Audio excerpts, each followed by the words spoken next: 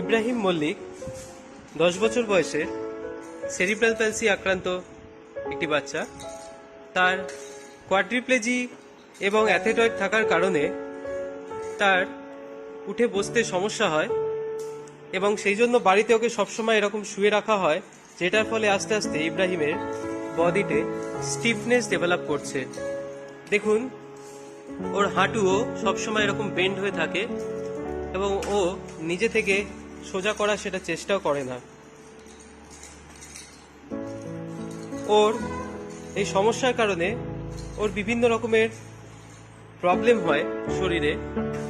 Blood circulation ঠিকভাবে হয় না, মাসেল কন্ট্রাকচার ডেভেলপ করে এবং তার সাথে সাথে গ্যাস্ট্রিকের সমস্যাও দেখা যায়।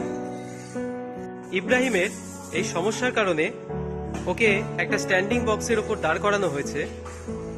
পেছন থেকে স্ট্র্যাপ দিয়ে তাকে ভালো করে বেঁধে রাখা হয়েছে এবং পাটা সোজা রাখার জন্য তার পায়ে গিটার পরানো হয়েছে।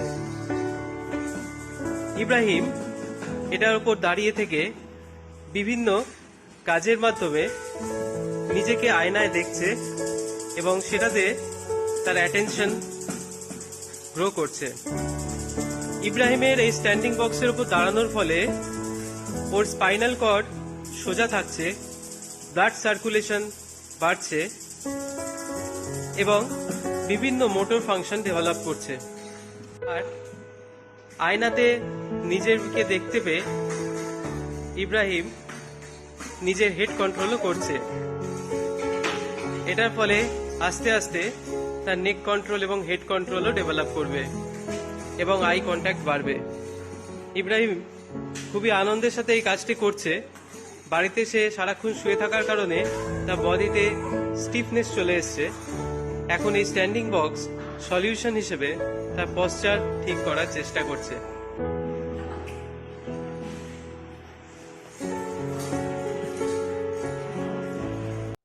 Break Free Solutions brought to you by EI Labs and Project Discovery.